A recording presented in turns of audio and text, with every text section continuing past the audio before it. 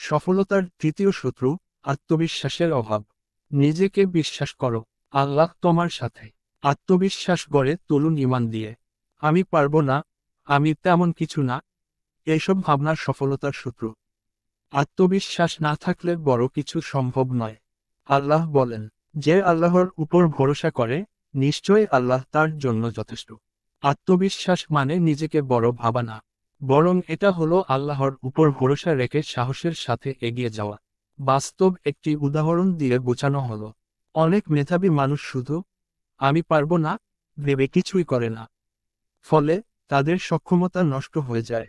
আত্মবিশ্বাস গড়ার উপায়: ছোট ছোট কাজের সফলতা অর্জন করো, পজিটিভ কথা বলো নিজেকে, আল্লাহর উপর তাওয়াক্কুল করো, সফল মুসলিমদের গল্প পড়ো, নিজেকে বলো আমি পারবো, কারণ আমার ভরসা আল্লাহ।